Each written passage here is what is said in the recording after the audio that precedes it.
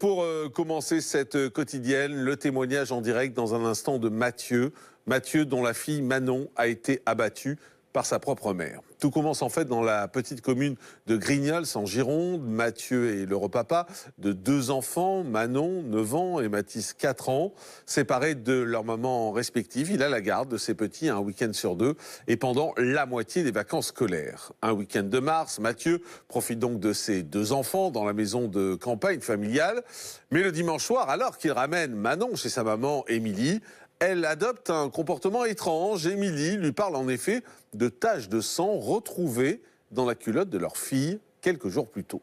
Mathieu ne comprend pas de quoi elle parle et tente d'obtenir des explications. En vain, Manon se met alors à pleurer. Émilie demande à Mathieu de rentrer chez lui. Mais dès le lendemain, le père de famille reçoit un appel intrigant du maire de sa commune. Ce maire lui demande de rentrer chez lui au plus vite car il est arrivé quelque chose de grave à sa fille. Mathieu est alors loin de se douter de la terrible nouvelle qui l'attend. En arrivant à son domicile, on lui annonce en effet que Manon est morte. Elle a été tuée par sa mère d'un coup de fusil. Nous sommes à Grignols, en Gironde. C'est ici que vit Mathieu. À 34 ans, ce technicien travaille dans un bureau d'études. Il est l'heureux papa de 2 enfants, issus de 2 relations précédentes. Et malgré ses séparations, il est très proche de sa fille Manon, âgée de 9 ans, et de Mathis, son fils, âgé de 4 ans.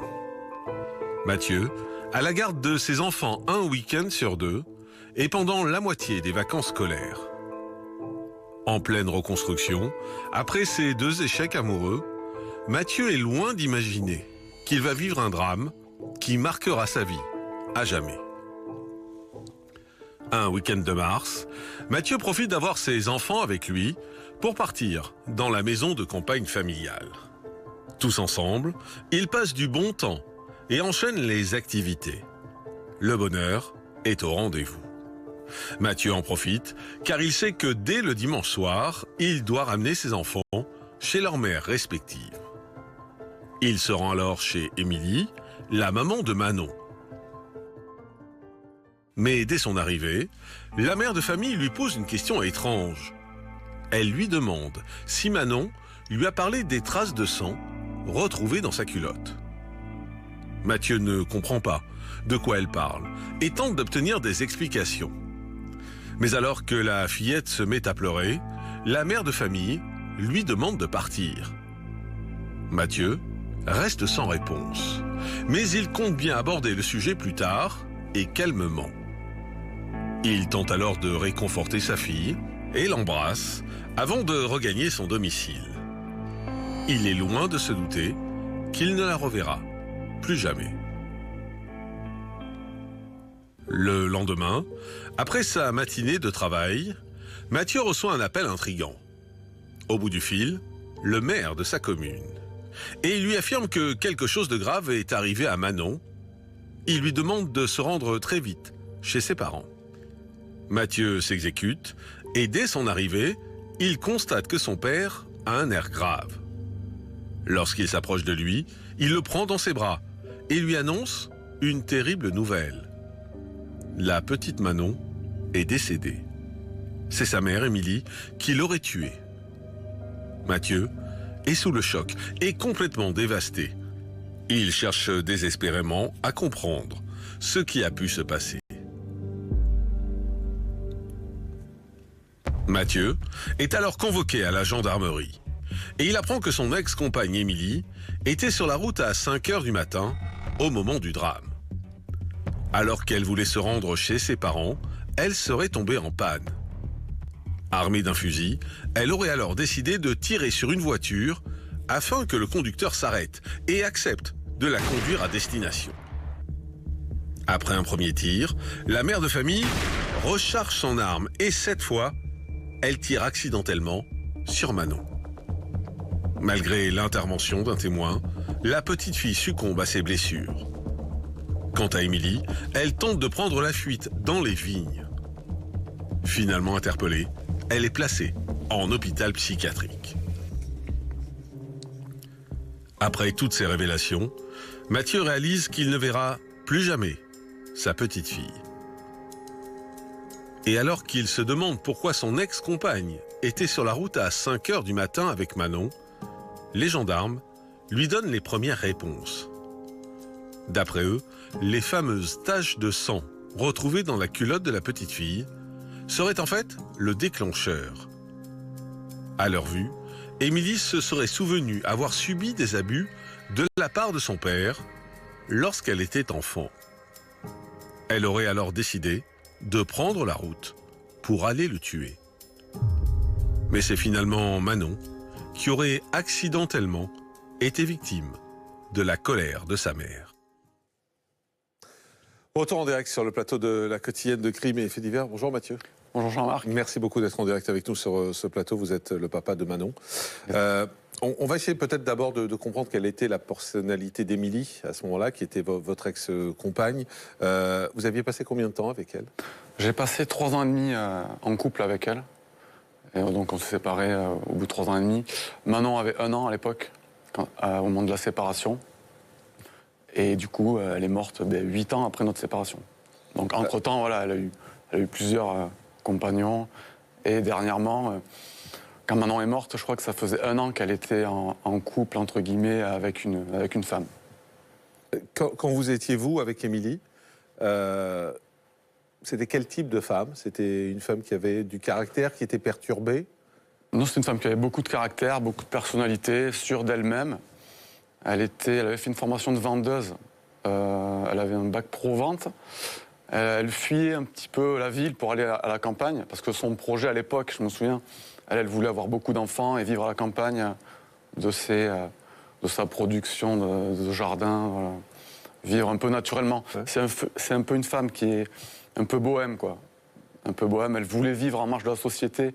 C'est le type de femme qui pensait, genre, à quoi ça sert que je travaille, puisque de toute façon, on n'aura pas de retraite. Donc, elle était un peu de ce style-là, quoi. Est-ce qu'elle vous inquiétait par moment, ou vraiment pas du tout?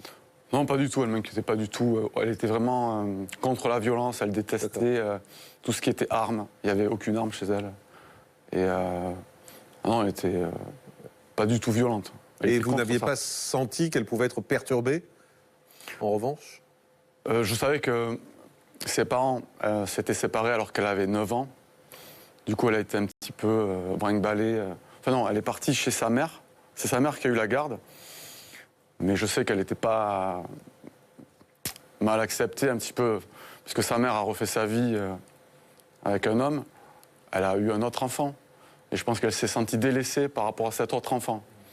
Et ensuite, elle a voulu se rapprocher de son père, mais je crois que son père, il était dans les travaux, bâtiment, il n'était pas spécialement enclin à s'occuper d'une petite. Du coup, elle a vécu un petit peu en marge. Elle sortait beaucoup avec des amis à elle sur Bordeaux. Et un peu un manque d'affection familiale. Je pense qu'elle a eu un manque d'affection et de la part de sa mère. Enfin, peut-être de son père aussi. Quand vous vous êtes séparés, oui. Ça s'est fait en bonne entente ou il y a eu des tensions à ce moment-là? Bon, là, la séparation s'est bien passée, on va dire. Au mois de décembre, elle m'annonce qu'elle a fait une demande d'aide à parents isolés. Donc il faut qu'au mois de janvier, je ne sois plus là, quoi. D'accord. Donc là, je dis, ah ouais, tu le prends comme ça. Donc, puisqu'elle ne travaillait pas, en fait. Moi, je travaillais à l'usine et en plus, j'étais pompier volontaire à cette époque. Mais donc j'enchaînais les 2 boulots. C'est elle qui vous a écarté? C'est elle qui m'a dit, voilà, j'ai fait une demande d'allocation à parents isolés, faut que tu partes. D'accord. Ah ouais. Et vous l'avez pris comment? Enfin, c'est étonnant. Après, bon, il y avait eu des hauts, des bas. J'imagine, mais amoureux plusieurs fois. Ça, c'est un peu brutal quand même. C'est un peu brutal, oui. Mais je me suis dit au fond de moi, bon, mais dans un mois, tu vas revenir en pleurant. Et en fait, moi, dans un mois après, je suis revenu et c'était un autre homme qui m'ouvrait la porte quand je voulais récupérer Manon. Donc je me suis dit, bon, là, elle est passée à autre chose, quoi. Ça vous a fait de la peine à ce moment-là? Ah ben oui, là, j'étais fou, quoi. J'étais foudrage. Au fond de moi, je voulais la récupérer. Parce que je l'aimais, c'était ma première histoire d'amour, on va dire. Du coup, là, j'étais anéanti, quoi. Au milieu de tout ça, il y a Manon?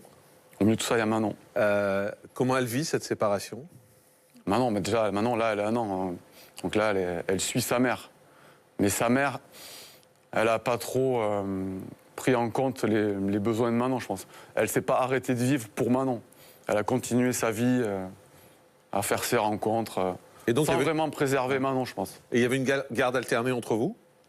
Non, elle avait la garde et moi, je voyais Manon un week-end sur 2. Un week-end sur 2 et les vacances scolaires, c'est ça? Et la moitié des vacances La scolaires. moitié des vacances scolaires.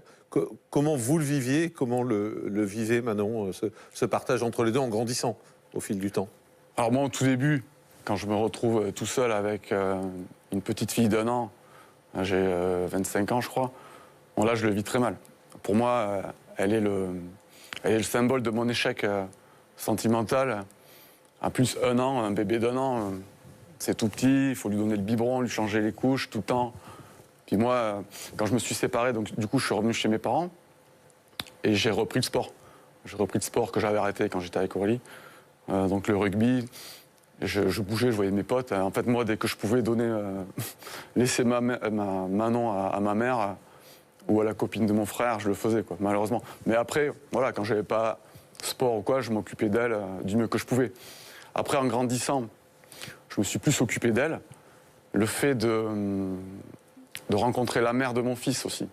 Elle m'a fait prendre conscience, voilà, que j'avais une fille, qu'il fallait que je m'en occupe un peu plus. Du coup, c'est ce que j'ai fait. Donc vous avez passé 8 années en fait avec Manon en vous occupant d'elle, en allant la chercher régulièrement chez Émilie.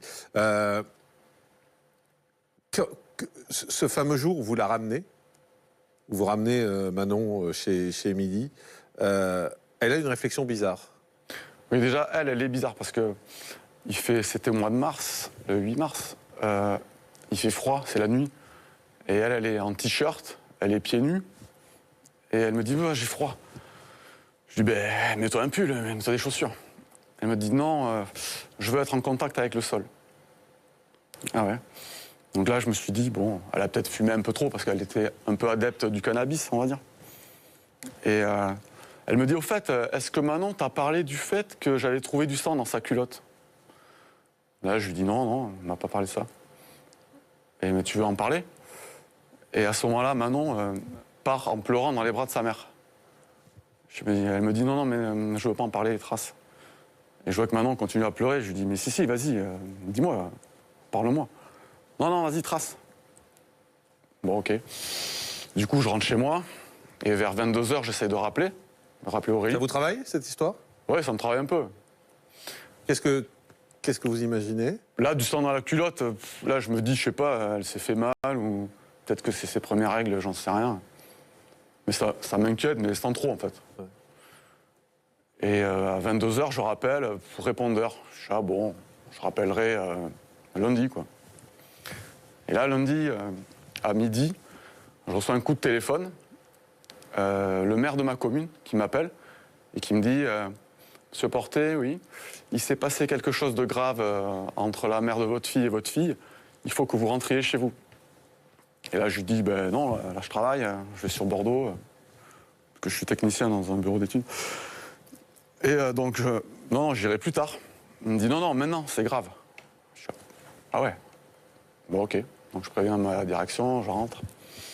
Je rentre chez moi, et là, je vois mes parents et mon père qui se lèvent. Enfin, ils avaient tous les deux l'air grave, quoi. Qu'est-ce qui se passe? Mon père se lève, il vient vers moi. Il me prend dans ses bras, très fort, comme s'il voulait m'écraser. Et il me dit, va falloir que tu sois fort, mon fils. Je dis, ah bon, pourquoi? Manon a été tuée. Je dis, quoi? Mais comment ça, par qui? C'est pas possible. Là, c'est comme s'il m'avait poignardé avec un couteau à la lame glacée en plein cœur, quoi. Et là, je suis KO debout et il me serre pour pas que je tombe, en fait. Et dans ma tête, voilà, tout se bouscule, c'est pas possible. Manon, hier soir, en pleine santé, qui rigolait encore, parce qu'on avait passé tout le week-end avec mon fils aussi, on s'était vraiment amusé, quoi. Et là, tout l'enterrement, mais une église, le cercueil. Ça, c'est des images que vous avez? C'est des images qui me viennent. Toute la vie gâchée avec Mathis, tous ses projets, enfin, tout ce que j'avais imaginé pour elle, quoi. Tout part en fumée, mais c'est pas possible, quoi. Qui a fait ça? Sa mère l'a tué. Sa mère l'a tué, mais comment, pourquoi? Voilà. Et après, il m'annonce ça, quoi. Et après, j'ai été convoqué à la gendarmerie. C'est là où ils m'ont expliqué le déroulement des faits. On va revenir sur le déroulement des faits dans un instant, mais comment on vit les heures qui suivent? Mais là, on se pose plein de questions. On se dit, mais c'est pas possible. Pourquoi j'ai pas vu ça arriver? Pourquoi elle n'a pas répondu quand j'ai appelé? J'aurais dû insister. Je me suis un peu senti coupable aussi. Je me suis dit, peut-être que si j'avais insisté, ça serait pas arrivé. Mais on a quoi? On a les images des jours heureux qui défilent, les images. Ah ben oui, là, on voit sa fille. Mais au départ, au fond de moi, j'y croyais pas. Je me suis dit, c'est pas possible. Et des fois, le soir, quand j'étais à la fenêtre de ma chambre, j'imaginais qu'elle allait arriver comme ça, le long du trottoir, en me disant « Coucou papa, en fait, c'était une blague. » Ben en fait, non. Du coup, ouais, on attend les explications parce qu'on est un peu perdu, quoi. Et on essaye de revoir dans son passé ce qu'on aurait pu faire pour éviter ça, mais moi, je voyais pas, quoi. En plus, elle était en couple avec une femme, donc cette femme aussi, je pense qu'elle aurait pu éviter des choses. Après, elle vivait pas avec elle, mais elle se voyait. Les gendarmes vont ensuite tenter de vous expliquer ce qui s'est passé. La première version que vous avez du drame, c'est quoi? La première version qu'ils me disent, c'est que, suite au fait qu'elle ait retrouvé du sang dans sa culotte, ça lui a remémoré un ancien traumatisme d'agression sexuelle qu'elle aurait subi de la part de son propre père quand elle était petite. Du coup, à partir de là, elle s'est mise à cogiter, à disjoncter. Quand elle a décidé d'aller tuer son père. Vous étiez au courant, vous, de ce traumatisme? Non, moi, elle m'a jamais parlé Elle vous a jamais parlé de ça? traumatisme, que ce soit sexuel ou maltraitance physique. Donc ce soir-là, elle décide de prendre sa voiture avec ouais. Manon. Apparemment, elle n'a pas dormi de la nuit. Et à 5h30 du matin, elle se lève, pendant que sa copine dort encore. Elle charge le fusil dans le coffre de la voiture, le chien, parce qu'elle avait un chien aussi. Elle lève Manon. Apparemment, elle lui dit « Maman va te sortir de ce cauchemar ». Donc elle la charge alors qu'elle a l'école le lundi matin. Là, c'est lundi 5h30 du mat. À 8h ou 9h, elle doit aller à l'école. Et là, elle veut aller tuer son père qui habite la banlieue bordelaise. Sauf que... Donc elle emprunte la voiture à sa copine aussi. Elle a pris les clés. Sa copine essaye de se lever quand elle entend le bruit du moteur. Elle essaye de courir après. La voiture s'en va. Elle veut prendre le camion d'Émilie. Mais elle a pris les clés aussi, Émilie. Donc elle ne peut pas la poursuivre. Et arrivée à Barsac, Émilie a une panne d'essence avec sa voiture. Du coup, elle veut arrêter un automobiliste pour qu'il puisse mener à bien son projet d'aller sur Bordeaux tuer son père. Donc en fait, elle veut arrêter un automobiliste qui passe pour pouvoir monter dans la voiture avec Manon, avec le chien et tout. D'après les premières constatations. Ouais. Et donc pour l'arrêter, pour arrêter l'automobiliste, c'est ça, elle sort le fusil et elle tire. Elle sort un fusil, apparemment il est déjà chargé.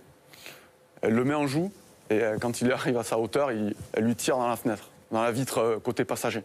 Donc la vitre côté passager explose. Lui, il a eu juste le temps de se baisser pour aller porter plainte à la gendarmerie 5 km plus loin. Ensuite, apparemment, elle aurait rechargé l'arme et Manon l'aurait appelée, ou elle se retourne vers la petite et elle fait feu sur elle, quasiment à bout touchant.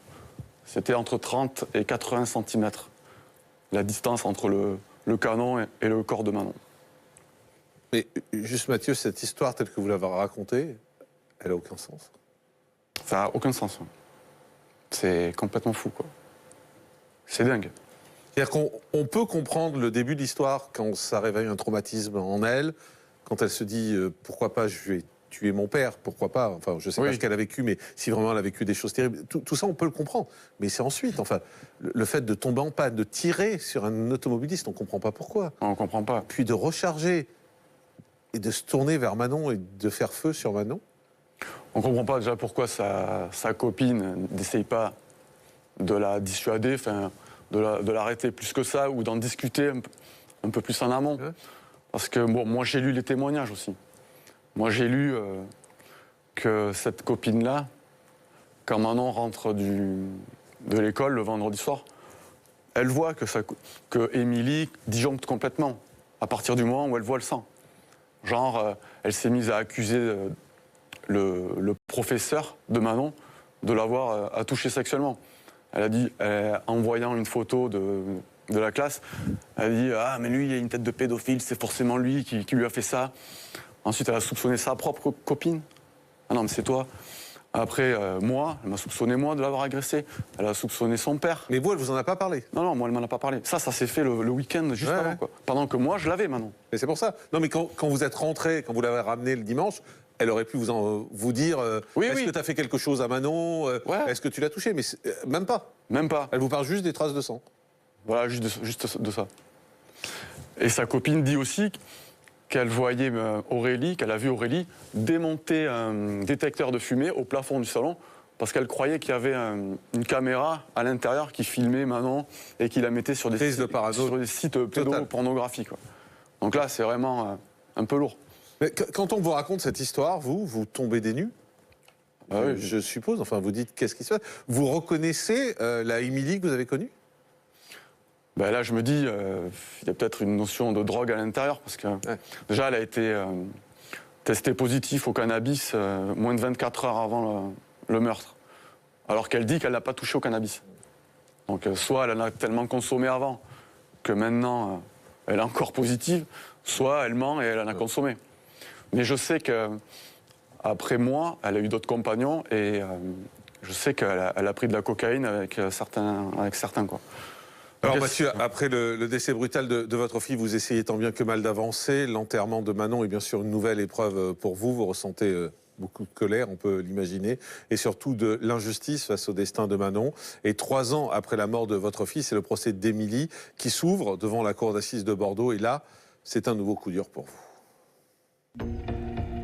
Après le décès de sa fille, Mathieu essaye tant bien que mal d'avancer. L'enterrement de Manon a lieu quelques temps après son autopsie. Et c'est une nouvelle épreuve pour Mathieu, qui ne peut pas s'empêcher de ressentir de la colère et de l'injustice face au destin tragique de sa fille. Et alors que l'enquête se poursuit, Émilie est entendue après son séjour en hôpital psychiatrique. Face aux enquêteurs, si elle reconnaît bien avoir tiré sur sa fille, elle maintient que son geste était accidentel. Cette version est pourtant contredite par les résultats de l'autopsie et des expertises balistiques. À l'issue de son audition, la mère de famille est placée en détention provisoire. Elle est mise en examen pour meurtre sur mineur de moins de 15 ans et tentative de meurtre. Une reconstitution est également ordonnée. Finalement, 3 ans après le meurtre de Manon, le procès d'Émilie s'ouvre devant la cour d'assises de Bordeaux. Mais quand elle se présente, l'accusée a du mal à répondre aux questions. Et son état psychologique interroge, à tel point que la cour décide de reporter le procès. Un coup dur pour Mathieu, qui attendait ce jour-là que justice soit enfin rendue. C'est donc 1 an plus tard que le procès d'Émilie a finalement lieu. Mathieu est plus que jamais déterminé à faire éclater la vérité. Il veut également comprendre ce qui a poussé son ex-compagne à commettre l'irréparable. Mais Émilie ne donne pas les explications tant attendues. Face à la cour, elle déclare ne pas se souvenir d'avoir tiré sur la fillette. Elle affirme même que son discernement était aboli au moment des faits. Et les experts, présents à l'audience, confirment son état. À l'issue des débats, la mère de famille est donc déclarée irresponsable pénalement. Elle écope simplement d'une hospitalisation sous contrainte et de mesures de sûreté pour une durée de 15 ans dès sa sortie. Cela implique l'interdiction de se rendre dans plusieurs communes, d'approcher les parties civiles et de détenir une arme. Une maigre consolation pour Mathieu, privé à jamais de sa fille. Retour en direct sur le plateau de la quotidienne de Crimes et Faits divers. On est toujours avec Mathieu. Avant de parler du procès, Mathieu, il y a Il y a l'enterrement qui a été une épreuve terrible pour vous, d'autant que le corps de Manon a été autopsié. Oui, mais déjà, c'était... comment ça s'appelle là où on prépare les morts, là, au funérarium. Où là, je vois le cercueil de ma fille. Je m'approche et je la vois. Elle était sereine, elle avait été calme, mais quand je voyais son torse, je voyais bien qu'il ne se soulevait plus. Ça me faisait bizarre. On aurait dit qu'elle était vivante, mais voilà quoi. Et il n'y avait plus la respiration. Voilà, il n'y avait plus la respiration. Ouais. Et le fait de voir un sparadrap qui dépassait de son t-shirt, voilà, là on se dit c'est pas possible. C'est vrai que là on prend conscience que votre enfant est mort et plus jamais vous lui parlerez quoi. Le sparadrap, c'était pour cacher la cicatrice de l'autopsie. Voilà, qui laisse penser que son corps a été ouvert pour autopsier tous les organes, la trajectoire de la balle. Donc là, ça met un coup, quoi. Et ensuite... c'est la colère, là? Là, c'est... La peine, bien sûr, mais... La tristesse, la haine aussi, l'incompréhension, l'injustice totale, quoi. Je me dis, pourquoi cette petite fille aussi gentille, aussi belle, est morte, quoi. Pourquoi elle est morte? À cause d'une mère qui aurait eu un traumatisme d'agression sexuelle quand elle était petite, et voilà. Non, mais c'est fou, quoi. On dit quel gâchis, quoi. Face à elle, vous lui parlez? Je lui parle, mais dans ma tête, en fait. Je lui dis que je vengerai sa mort et que je la retrouverai bientôt, mais le plus tard possible. Mais puisque j'ai encore Mathis, il faut que je m'occupe aussi de mon fils, qui reste là et qu'il faudra aussi, lui, faire face à la mort de sa grande sœur chérie. Donc après, quand le personnel du funérarium vous dit « bon, mais vous n'avez plus rien à lui dire », parce qu'après, il referme, quoi. Donc là, je lui avais mis 1 ou 2 doudous avec elle, pour pas qu'elle se sente seule, mais c'est dérisoire. Mais quand les pompes funèbres vous appellent pour vous dire « bon, vous pouvez nous amener les vêtements pour votre fille, les derniers vêtements qu'elle va mettre et qu'elle portera à tout jamais », ça fait bizarre, quoi. Quand on se met à choisir dans sa garde-robe, alors qu'est-ce que je vais pouvoir lui mettre pour son départ vers l'au-delà. Et bizarrement, vu qu'on est en hiver, moi c'est bête, mais bon, je me suis dit, je vais lui mettre des habits chauds, mais c'est stupide, mais c'est un réflexe. Et ce que vous lui faites ce jour-là, c'est la promesse que justice sera rendue. Que justice sera rendue. Et que les coupables paieront, quoi. Parce que moi, je pensais pas qu'il y avait que sa mère de coupable, mais je pense qu'il y avait plusieurs responsabilités dans tout ce qui était arrivé. C'est la promesse, en tout cas, de vous battre pour elle, voilà, dans les mois et dans les années qui viennent. Alors, on a compris que 3 ans après, il y allait avoir un procès. Il y a un état psychologique qui est mis en cause, et état psychologique de sa mère. Le procès est reporté 1 an après. En juin 2019, le procès a lieu. Et vous voulez comprendre, en fait. C'est ça ce que vous espérez du procès? Comprendre ce qui s'est passé? Exactement. Parce que la maman, elle dit que c'est un accident. Elle dit que c'est un accident. Alors elle dit quoi? Elle dit elle s'est tournée et le coup est parti tout seul, c'est ça? Non, elle dit mon discernement était aboli. Donc elle se souvient pas. Elle dit qu'elle se souvient pas. Alors que la médecin urgentiste qui la récupère juste après le drame, Émilie se confie à elle. Elle lui dit oui, je voulais aller tuer mon père. Ensuite, je devais tuer Manon et me tuer moi. Ah oui. Elle dit ça. Elle l'atteste, la médecin urgentiste, c'est dans un témoignage. Même après le meurtre, quand Émilie s'enfuit dans les vignes, et le gendarme qui la récupère, il dit qu'elle a des traces de strangulation parce qu'elle voulait se pendre avec les fils qu'il y a dans les vignes. Elle dit aussi qu'elle a voulu... Ce qui est bizarre, c'est qu'elle n'avait pas tué encore son père. Elle n'a pas tué son père. Non, justement. Elle n'avait pas tué à ce moment-là. Parce qu'elle, en fait... Non, mais son père, il n'est pas mort. Non, je sais bien. Mais son objectif, elle, c'était d'aller tuer son père, puis de se tuer et de tuer Manon après. Or là, en fait, tout ça se passe avant qu'elle ait pu tenter de tuer son père. Bah oui, c'est pas logique, en fait. Là, son plan tombe à l'eau, du coup, elle a dû vouloir modifier. C'est ça? ses plans au dernier moment, mais quand elle a pris conscience qu'elle avait tué Manon, elle s'est dit, bon, mais j'ai plus rien à faire ici, il faut que je me tue, quoi. Mais sans succès. Comment vous vivez le procès, vous? Je suis dans l'expectative d'avoir des réponses, en fait. Je suis suspendu à la langue d'Aurélie qui est en fait liée. Mais quand vous renvoyez Émilie, comment vous la... Qu'est-ce que vous voyez face à vous? Vous vous dites, c'est un monstre? Non, non, non.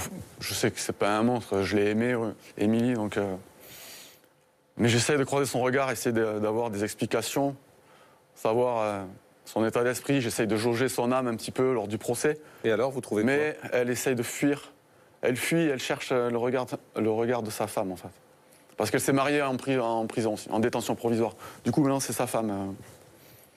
Elle va être déclarée irresponsable pénalement. Elle va écoper d'une hospitalisation sur contrainte et de mesures de sûreté pour 15 ans à sa sortie, c'est ça? Vous pensez quoi du verdict? J'en pense pas grand-chose sur le moment. Après, en discutant avec des personnels soignants, on me dit que un hôpital psychiatrique, c'est pire que la prison, tu verras. Parce que je sais c'est des discours qu'on entend souvent ici, de la part d'experts, ils nous disent tous. Ah oui oui. Beaucoup d'experts psy qui sont avec nous sur ce plateau disent mais l'hôpital psy, c'est pire que la prison. C'est pire que la prison. Donc ça me rassure au fond. Parce que je sais qu'en prison, elle s'occupait de la bibliothèque, elle était elle avait un peu des quartiers libres, elle était assez tranquille. Que là, on me dit, ah non, mais tu verras, l'hôpital psychiatrique, franchement, c'est dur. Elle prend des cachets tous les jours, elle est enfermée dans sa chambre. Tous les jours, il y a des docteurs, des psychiatres qui l'analysent. Pendant 15 ans, waouh, elle aura moins de liberté. Je dis, ah bon, finalement, c'est pas plus mal. Alors qu'au départ, je me suis dit, non, c'est cadeau, quoi. C'est pas mérité. Elle aurait dû prendre de la prison que 20 ans, 15-20 ans. Et donc, ça, c'était en juin 2019. Elle va faire combien de temps d'hôpital psy? Ben, apparemment, elle a fait 1 an. 1 an de prison, même pas 1 an de psy. De psy. D'hôpital psy. Et après? Parce qu'en fait, j'ai cherché à la contacter au bout d'1 an. J'ai voulu rentrer en contact avec elle, téléphonique. Ouais. Donc j'appelle l'hôpital psychiatrique de Cadillac, là où elle était internée. Et je lui dis bonjour, je voudrais parler à madame Bip, Émilie. Et ils me disent ah non, mais là, elle est sortie. Au bout d'1 an? Ouais, au bout d'1 an. Je lui dis mais elle est sortie, mais c'est pas grave, je vais attendre qu'elle revienne. Ah non, non, mais elle est sortie. Je dis mais vous rigolez là. Elle a pris 15 ans d'enfermement psychiatrique, en unité fermée. Et là, vous me dites qu'elle est sortie. Ah ben nous, on n'est pas responsables. Mais du coup, elle est où maintenant là? Je lui dis. Ah mais nous, il y a le secret médical, on ne peut pas vous dire, monsieur. D'accord. Donc là, j'écris au procureur. Je lui dis bonjour, monsieur le procureur. Où est madame Coulon? Puisqu'apparemment, elle n'est plus enfermée à l'hôpital psychiatrique. Donc je lui mets 2 mois pour me répondre et il me dit, suite à son séjour à Cadillac, elle est partie ensuite à Charles Pérens et maintenant, suite à sa nouvelle adresse, elle est suivie à la Candélie à Agen, l'hôpital La Candélie. Elle est suivie, mais ça veut dire qu'elle est enfermée? Je pense pas, non. Non, puisque moi je l'ai croisée il n'y a pas si longtemps que ça, dans la rue en fait. Donc à Casteljaloux. Aujourd'hui, en fait, elle vit... Elle vit avec sa femme, je pense. Après, le procureur, il ne m'a pas donné tous les détails, il m'a pas donné l'adresse exacte. En fait, elle a été remise en liberté. Je pense qu'elle est en liberté et qu'elle doit avoir un suivi à l'hôpital d'Agen. C'est-à-dire qu'elle doit s'y rendre par ses propres moyens, je pense. Et ça vous révolte? Un petit peu, ouais. Déjà, le fait de pouvoir la croiser n'importe quand je vais faire mes courses à Leclerc, enfin, en grande surface, et de la voir, ouais, mais là... Je sais pas trop comment je vais réagir si je la croise à la caisse, quoi. Elle a quand même a priori l'interdiction de se rendre dans plusieurs communes, non? Oui, à la base, oui. Mais pas celle de Casteljaloux, puisque moi... En fait, elle a l'interdiction de se rendre dans les communes où moi je réside, où ma famille réside. Mais pas où vous faites les courses, c'est ça? Mais voilà. D'accord. Là où ses parents résident, je crois, ou son père en tout cas. Et elle a l'interdiction également d'approcher les parties civiles et de détenir une arme, c'est bien ça? C'est bien ça. Vous trouvez que c'est trop léger? Pour être clair. Là, pour moi, là, c'est léger. Le fait qu'elle soit sortie, c'est-à-dire quoi? C'est-à-dire que si notre discernement est aboli, ça y est, c'est freestyle après. C'est-à-dire qu'on fait ce qu'on veut, quoi. Maître Philippe Henri, c'est un débat qu'on a souvent ici sur ce plateau. Moi, je dis toujours que l'hôpital psy, effectivement, on nous dit que c'est plus difficile, mais quand il n'y a pas de durée minimum, c'est très compliqué. Enfin, là au bout d'un an, elle a tué sa fille, quand même. Non, mais c'est une réponse judiciaire, surtout quand on est la victime principale, qui peut paraître absolument dérisoire. Et évidemment qu'on ne peut que comprendre le sentiment, quelque part, d'injustice face à la mort de quelqu'un dont on a l'impression qu'il est sanctionné par rien. Après, il faut comprendre le fonctionnement judiciaire et de la responsabilité pénale. L'idée, au départ, de mettre des peines de prison pour les gens, c'est de leur dire vous avez fait quelque chose de mal, on va vous isoler de la société le temps que vous arrêtiez d'être dangereux, ou au moins pour impressionner le reste de la population en se disant bah, si on tue quelqu'un, ça vaut 20 ans. Il y a une approche très particulière avec les gens qui ont des abolitions du discernement, les fous, les gens qui ont des problèmes mentaux, parce que, de toute évidence, dire à quelqu'un vous risquez de prendre 20 ans de prison si vous tuez une autre personne, ça n'empêchera pas la personne d'avoir un problème mental et à un moment donné d'avoir une psychose ou autre chose qui va l'amener à tuer. Donc, la peine de prison pour ça n'a pas de sens pour les fous, on peut dire. Et une personne qui a été fou à un moment donné peut ne plus l'être par la suite. Et donc laisser cette personne pendant très longtemps en prison, ça va rien changer à sa dangerosité. On peut être extrêmement dangereux à un moment donné parce qu'on fait une crise et puis une semaine plus tard ne plus l'être. Donc la décision qui a été rendue, elle est, je dirais, conforme à ça, qui est de dire, madame, à un moment donné, vous avez été extrêmement dangereuse à cause de votre maladie mentale. Donc on vous met dans un hôpital psychiatrique pour être certain que si vous êtes encore dangereuse, vous ne le serez plus pour la société. Mais si dans le futur, oui, on se rend compte que vous redevenez normal. Non, franchement. Alors déjà, c'est 1 an après la décision, Ouais. donc 4 ans après les faits. Mais si après 1 an d'observation au quotidien, tout le temps, on la traite, elle voit des psys et on se rend compte qu'elle est plus dangereuse, bah malheureusement ou heureusement, j'en sais rien, mais en tous les cas, audible, hein, honnêtement. non mais je sais que c'est difficilement audible, mais j'essaie d'expliquer comment ça marche. Bien sûr, bien sûr. Après, ce qu'il faut bien comprendre, c'est que la décision qui a été prise, c'est pas 15 ans en hôpital psychiatrique. La décision qui a été prise, c'est pendant 15 ans justement, on veut s'assurer que vous serez plus dangereuse. Dès que vous êtes dangereuse, on vous met en hôpital. Si on se rend compte qu'il n'y a plus de danger, on vous laisse dehors progressivement, avec un suivi extrêmement régulier pour s'assurer que ça ira mieux. Mais moi, je comprends la théorie, mais ce que je n'arrive jamais à comprendre, c'est pourquoi il n'y a pas un minimum de séjour en hôpital psy. Pourquoi est-ce qu'on peut ressortir, quand on a fait une telle horreur, on peut ressortir au bout d'1 an d'hôpital psy, alors que si elle avait eu de la prison, elle aurait été peut-être condamnée à 20, 25 ans de prison. Là, tout à coup, au bout d'1 an, on la relaisse sortir. Parce c'est qu'on incompréhensible. On considère, c'est le terme de la loi, qu'il est irresponsable pénalement. Vous n'êtes pas responsable. Imaginez-vous, demain, pour une raison ou une autre, il y a quelqu'un qui vous drogue, ou alors vous avez une maladie qui vous tombe dessus, quelle qu'elle soit, vous faites un geste complètement inconsidéré, vous tuez sans aucune volonté, sans aucune préméditation, sans même le vouloir, quelqu'un. Et puis, 1 semaine après, il se trouve que c'était une crise passagère, vous redevenez celui que vous avez toujours été. Pour vous, individuellement, ça vous paraîtra comme une injustice absolue qu'on vous dise vous allez passer 15 ans en prison, alors que Enfin, de votre point de vue... Pour la famille de la personne qui est morte aussi. C'est ce que je dis, mais... Non, mais c'est ce que je dis. C'est-à-dire que la justice, elle doit trouver cet équilibre. Et l'équilibre, c'est de dire... Là, il n'y a pas l'équilibre, excusez-moi. L'équilibre, il est focalisé sur la responsabilité individuelle de celui à qui on imposera 15 ans de prison, alors qu'il se dira toujours, mais moi, j'ai rien fait, c'est pas de ma faute, je suis pas responsable. J'ai rien fait, mais non, mais c'est pas j'ai rien fait. Mais je suis pas responsable. Oui, mais il y a eu un crime. Mais il n'y a pas eu de crime au sens de la loi. Parce qu'un crime, pour qu'il y ait un crime, il faut qu'on considère qu'il y ait une intention. Je vous donne un autre exemple. Si vous avez un accident de voiture et que vous tuez quelqu'un, mais c'est un vrai accident. Il y a quelqu'un qui est mort.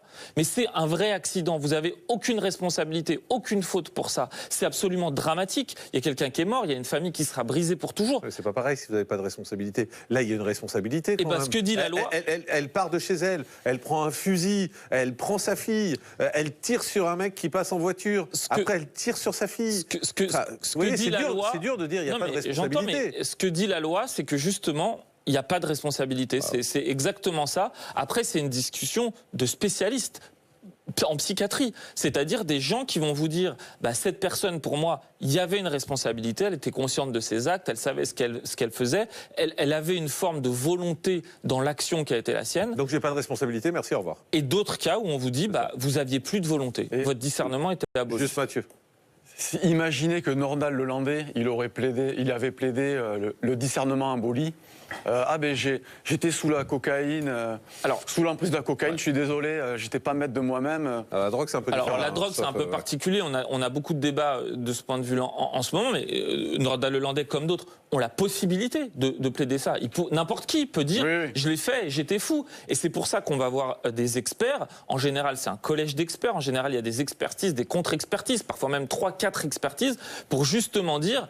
Bah oui, il est possible qu'à ce moment-là, il ait eu une abolition du discernement, il était totalement hors du contrôle de ses actes, ou alors de dire, bah non, là en fait, vous nous racontez n'importe quoi. Moi, encore une fois, je connais pas le cas de votre ex-compagne. On ne juge pas, mais la seule chose que je peux dire, c'est qu'elle a vu des médecins qui ont dit, en gros, elle était incapable de contrôler, de comprendre ce qui lui arrivait. Vous voyez, c'est comme une hallucination, comme si elle avait vu des dragons et qu'elle avait l'impression de se battre contre un éléphant rose.